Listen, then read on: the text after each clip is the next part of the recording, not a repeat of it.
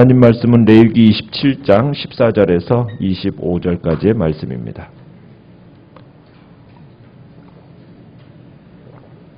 레위기 27장 14절에서 25절까지의 말씀을 교독하겠습니다. 만일 어떤 사람이 자기 집을 성별하여 여호와께 드리려 하면 제사장이 그 우열간의 값을 정할지니 그 값은 제사장이 정한 대로 될 것이며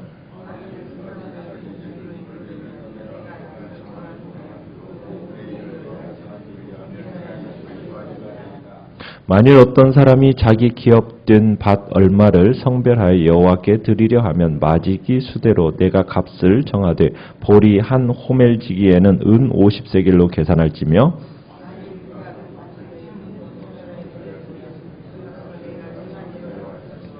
만일 그 밭을 희년 후에 성별하여 드렸으면 제사장이 다음 희년까지 남은 연수를 따라 그 값을 계산하고 정한 값에서 그 값에 상당하게 감할 것이며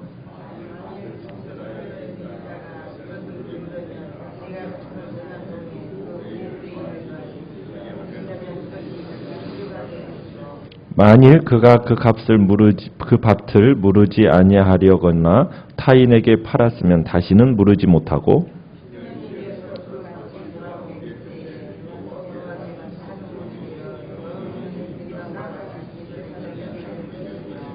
만일 사람에게 샀고 자기 기업이 아닌 밭을 여호와께 성별하여 드렸으면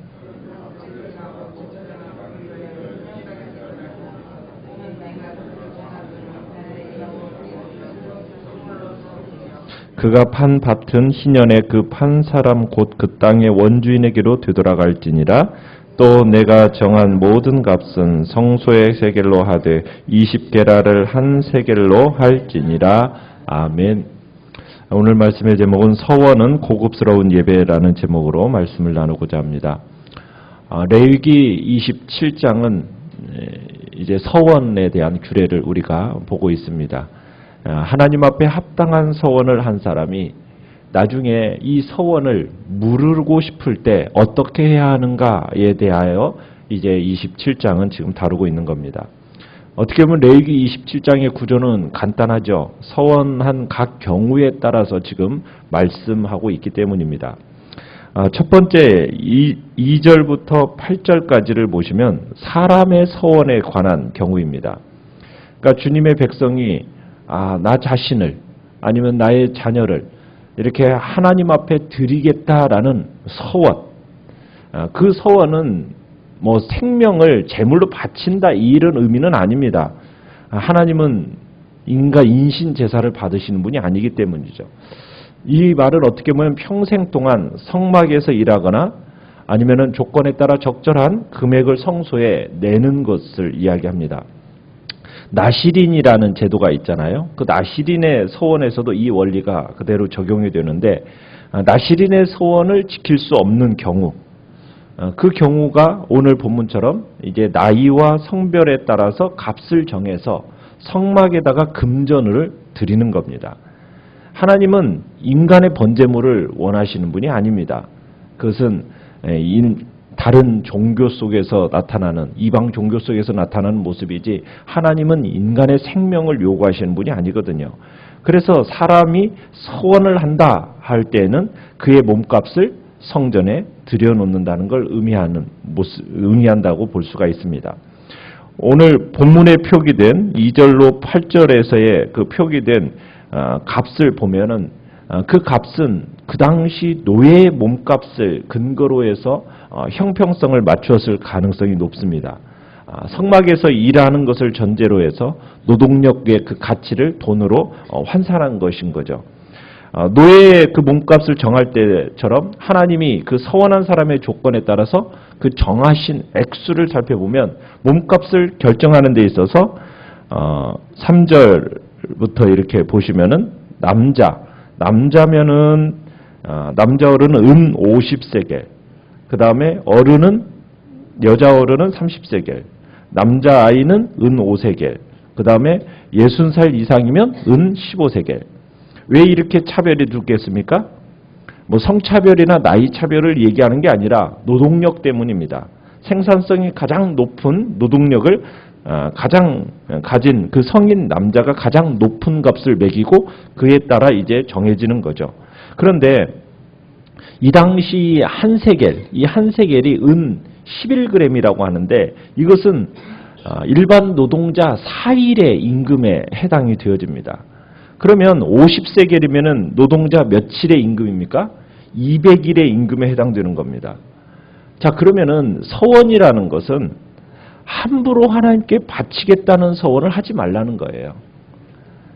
사람들이 감정과 분위기에 휩쓸려서 쉽게 자신을 드리겠다, 내 자식을 드리겠다, 이런 식의 소원을 하지 말라는 겁니다. 그걸 막기 위해서 높은 가격을 책정한 겁니다.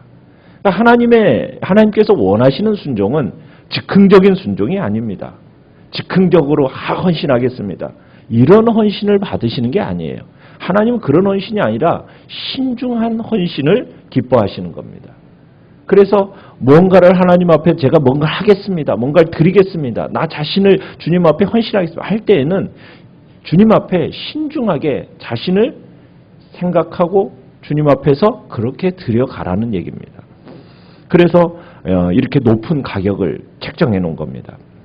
자, 그런데 구약의 율법은 그렇다고 무자비하지 않습니다. 서원한 사람이 8절에 가보면 서원한 사람이 만약 이걸 감당할 수가 없으면 어떻게 해야 되는가? 그러니까 서원한 사람이 가난해가지고 이 몸값을 낼 수가 없어요. 그렇다면 서원된 사람을 누구에게로 데려갑니까? 제사장에게로 데려가서 제사장에게 보이면 제사장이 그 형편에 따라서 감당할 수 있는 범위 내에서 값을 정해주는 겁니다. 그러니까 서원했는데 돈이 없다면 그 서원의 내용을 절감해 주는 거죠. 우리가 여기서 무엇을 볼 수 있겠습니까? 하나님의 성품입니다. 하나님은 융통성이 있으세요. 우리가 하나님에 대해서 너무 이상하게 생각하시면 안 됩니다. 하나님은 자기 백성의 형편을 알고 계세요. 이해하십니다. 그러기에 용납하시는 분이세요. 그 형편에 맞지도 않는 서원을 해서 그걸로 올무에 걸려서 고통스럽게 살아가는 것을 하나님은 원하시지 않거든요.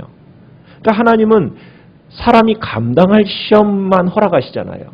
또 시험 당할 찌면 어떻게 하십니까? 피할 길을 내셔서 감당케 하시는 분이 하나님이시거든요. 그러니까 하나님에 대한 이 성품을 우리들이 잘 이해할 필요가 있습니다. 어떤 분들은 어려서 하나님께 아들을 제가 하나님의 종으로 드리겠습니다. 자, 그렇게 헌신하고 결단하는 분들이 있어요. 자, 근데 그 아들이 자라가면서 주의 종이 되기는커녕 이상한 길로 빠져가요. 자, 그러면 부모가 어떻게 해야 됩니까? 그 부모님은 어떻게 해야 되겠어요? 그거 가지고 하나님 앞에 나는 헌신했는데 쟤는 저렇게 가지 어떻게 해요? 내 마음대로 안 되잖아요. 그거 가지고 너무 걱정해서는 안 되는 거예요.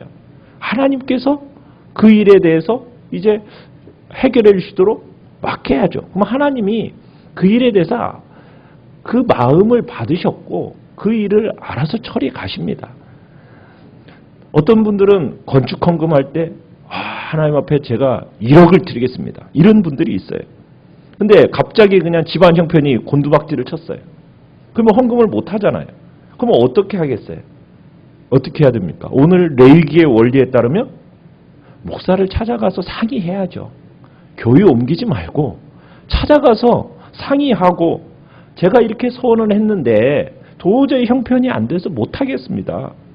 그러면은 소원을 지킬 시간을 주든가 아니면은 소원에 관한 금액을 절감해 주는 겁니다. 하나님은 우리의 모든 상황과 환경과 형편을 아시고 그에 따라 용납하시고 그 부분을 이해하시는 분이지 하나님을 너무 완고한 분으로 우리가 생각해서는 안 된다는 얘기입니다. 자, 그 다음에 9절에서 13절까지는 짐승 서원입니다. 자, 동물을 하나님께 서원한 경우에요. 사람이 짐승을 서원하면 그 짐승은 거룩하게 됩니다. 자, 거룩하게 된 그 짐승, 성전으로 끌고 가서 필요에 따른 그 제물이 되도록 드리는 겁니다. 왜냐하면 그 당시 성막에서는 매일 아침 저녁으로 제물을 드렸기 때문에 많은 짐승들이 필요했을 겁니다. 그래서 일단 서원에서 바친 짐승은 거룩한 짐승이 되어서 하나님의 소유가 되는 거예요. 그리고 한 번 서원한 이 짐승은 바꿀 수 있습니까? 못 바꿉니다. 자, 어린 송아지였을 때 이걸 드리겠다고 했어요. 자, 하나님께 서원한 이 짐승이 너무 잘 먹어가지고 우량한 소가 됐어요. 자, 그러자 이 사람의 마음이 어떻게 됐을까요? 바뀌었어요. 하나님, 이것은 내 것으로 하고 인형 길러서 제일 저 빈약한 거 저 하나님께 드릴게요. 자, 우열을 바꾸는 경우 하나님이 어떻게 하실까요? 바꾸면 어떻게 된다고요? 둘 다 거룩한 것이 됩니다. 둘 다. 그래서 어떻게 된다고요? 둘 다 하나님의 것이 되는 거예요. 처음에 그것도 그러고 나중에 바꾼 것도 하나님의 것이서 둘 다 바쳐야 되는 거예요. 왜 이렇게 했겠어요? 하나님은 한 번 드리면 그 짐승은 더 이상 서원한 사람의 것이 아니라는 거예요.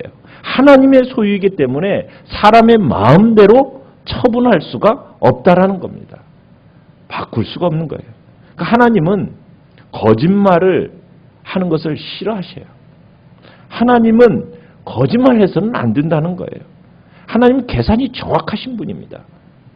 하나님 앞에서 정직하게 사는 것이 우리가 사는 방법이라는 거죠. 하나님은 정직한 자의 기도를 들으시는 분입니다. 자, 12절에 가보면은 만일 이제 11절에 부정한 짐승, 제물로 사용할 수 없는 짐승이라면은 그 짐승은 제사장에게 보이고 그 제사장은 그 값을 정해줍니다. 그 정한 값이 이제 그 짐승의 값이 되는 거예요. 그러면 제사장이 그 짐승을 성막과 연관된 일에 사용할 수 있든지 아니면은 그 같은 가격에 팔았을 수가 있는 겁니다. 그런데 사람이 이제 하나님께 또 짐승을 바치기로 서원은 했는데 그 짐승하고 너무 정이 들어버렸어요. 그래서 이걸 바치자니 이게 너무 마음이 아픈 거예요. 자, 이럴 때 어떻게 해야 될까요? 하나님께서는 그 짐승 값에다가 5분의 1의 범칙금을 더해서 제사장에게 갖다 주라는 겁니다. 그러니까 하나님은 분위기와 감정에 따라서 그렇게 깊이 생각하지도 않고 그냥 쉽게 하나님께 드리겠습니다. 이렇게 하지 말라는 거예요. 나중에 그 부정한 짐승이 꼭 필요하다고 이제 나중에 깨닫게 될 경우 또 하나님은 또 그에 대한 배려도 허락하시는 거죠. 그러니까 하나님은 그만큼 배려도 있으시지만 우리에게 있어서 신중함을 또한 요구하고 계시는 겁니다. 세 번째 서원은 14절에서 15절이 집서원입니다. 자기 집을 서원해서 하나님께 드리면 제사장은 그 집을 보고 시장 가격에 따라서 값을 정하는 거예요. 누구든지 그 집을 정해진 값에 살 수 있고 수입은 누구에게로 넘어갑니까? 당연히 성막에다 들여놓게 되는 겁니다. 만약 서원한 사람이 그 집을 계속 소유하기를 원한다면 어떻게 해야 돼요? 15절에 보니까 제사장이 정한 값에 5분의 1을 더해서 지불해야 됩니다. 네 번째는 16절에서 25절까지인데 이것은 밭서원입니다. 밭을 하나님께 드리기로 서원한 경우에 이 적용되는 규례는 상당히 복잡합니다.